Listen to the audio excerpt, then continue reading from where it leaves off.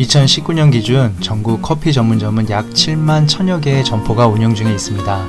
이 중 새롭게 신규 오픈한 커피 전문점 카페 매장은 1만 4000여 개, 폐업한 커피 전문점은 9000여 개 정도 되었습니다.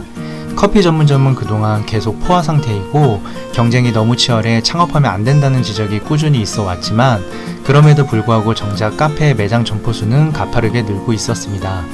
그 이유는 처음 창업을 알아보시는 분들이 음식점 창업에 대한 두려움과 함께 여성분들은 기타 업종의 창업에 비해 커피 전문점이 운영하기 쉽다는 인식이 있어 그동안 계속 증가하고 있었던 것입니다. 오늘은 이 치열한 커피 전문점 브랜드 중 아직까지도 매년 100여 개 이상 신규 가맹점을 오픈하는 투썸플레스 브랜드에 대해 알아볼까 합니다.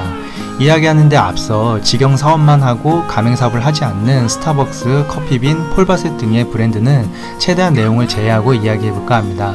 소형 커피 전문점과 대형 커피 전문점으로 나누어진 커피 전문점 시장은 작년 2019년 공정거래위원회에서 내놓은 정보공개서 자료를 살펴보면 각각 이디야가 소형 커피 전문점에서 투썸플레스가 대형 커피 전문점에서 가장 많은 직가맹점을 가지고 있는 것으로 나타났습니다. 이례적으로 투썸플레스가 대형 커피 전문점 중 거의 유일하게 이디야와 더불어 매년 매장이 100여 개 이상씩 늘어났다는 점입니다. 이디야 커피는 매년 신규 점포수 200에서 300개 이상을 오픈하며 줄곧 커피 전문점 전체 가맹점 수 1위 자리를 지켜왔지만 소형 커피 전문점이 상대적으로 저렴한 개설 비용 및 작은 평수에도 오픈할 수 있다는 이점이 있어 납득이 가는 한편 대형 커피점 시장에서 투썸플레스의 꾸준한 성장은 무척이나 대단한 성과라고 보여집니다. 그동안 대형 커피 전문점 시장은 치열한 전쟁터와 같은 상황이었습니다. 롯데에서 운영했던 엔저니어스를 비롯해 할리스 커피, 타민탐스, 그리고 카페베네, 파스쿠치까지 자본력 있는 대기업부터 중견기업까지 직접 자금 투자하여 런칭한 브랜드가 치열하게 경쟁하였으며 워낙 창업 개설 비용이 큰 편이라 창업자들의 선택 기준 또한 매우 까다로웠습니다. 그런데 이 많은 브랜드 중에서도 투썸플레스만이 아직까지 높은 매출과 활발한 신규 가맹점 오픈을 하고 있는 상황입니다. 2015년 직가맹점 수 633개, 2016년 744개, 2017년 887개로 이디야 다음 가는 가맹점 수를 확보했으며 2018년 1000여 개의 오픈을 돌파하여 대형 카페 브랜드 중 유일하게 압도적인 신규 오픈 수를 가지고 있는 투썸플레스입니다. 그렇다면 왜 투썸플레스는 대형 커피 전문점 시장을 이렇게 꽉 잡게 되었을까요?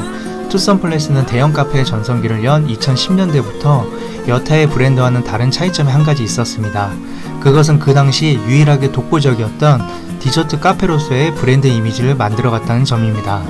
CJ 푸드빌에서 운영하던 투썸플레이스는 2002년 12월 신촌 직영점을 시작으로 2008년까지 조금씩 직영점만으로 23개 매장을 오픈합니다.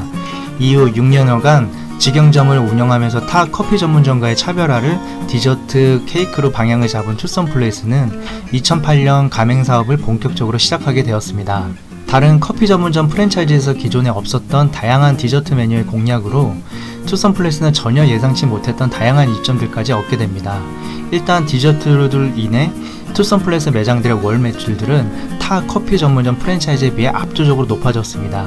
그 시기에 디저트 전문점들이 많이 없었기 때문에 많은 테이크아웃 및 선물용 판매가 이루어졌으며 커피와 디저트류를 매장 내에서 먹는 방문객들로 체류 시간이 타 커피 전문점에 비해 길어지게 되어 다른 커피점 브랜드에 비해 더욱 매장이 북적여 보였습니다. 이 항상 북적여 보이는 긴 체류 시간은 그 당시 대형 커피 전문점 창업을 알아봤던 예비 창업자들에게 큰 어필이 됩니다. 물론 기본적으로 매장들의 평균 매출이 타 커피 전문점보다 높았고 선물용으로 디저트류 판매도 이루어져 쏠쏠한 부가 매출까지 발생했으며 매장 내 손님들의 긴 체류 시간이 항상 장사가 잘 된다는 이미지까지 있었기 때문에 투썸플레스는 현재 가장 많은 예비 창업자분들이 찾는 대형 카페 브랜드가 됩니다. 하지만 그 당시 대형 카페를 알아보았던 예비 창업자들 중 많은 분들이 간과했던 한 가지가 있었습니다. 그것은 투썸플레스가 많은 디저트 완제품을 본사에서 받기 때문에 타 커피 전문점에 비해 재료대가 생각 이상으로 높았다는 점입니다. 카페베네나 엔젤리너스, 할리스 등이 로열티를 제외하면 평균적으로 20% 후반대의 재료대를 가졌다면 투썸플레스는 평균적으로 30% 중후반대의 재료 비용이 나왔던 것입니다. 결과론적인 이야기지만 디저트류의 재미를 본 투썸플레이스는 현재 가맹사업을 하는 대형 커피 전문점 중 가맹점 수 1위를 기록하게 됩니다. 대형 커피 전문점 중 유일하게 매년 가맹 점수가 세 자릿수로 늘어나는 프랜차이즈가 되었으며 현재는 대형 커피점 중 비교 대상을 찾을 수 없게 되었습니다.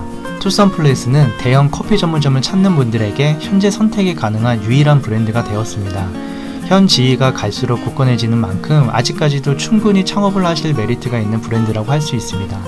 물론 작년 2019년 사모펀드에 2천억 원을 받고 브랜드를 매각하게 되었지만 아직까지 CJ가 투썸플레이스의 제2대 주주로 남아있고 2018년 기준 매출 2,743억, 영업이익 292억을 기록한 알짜배기 투썸플레이스이기 때문에 브랜드에 큰 사업상 변화는 없을 것으로 보여집니다.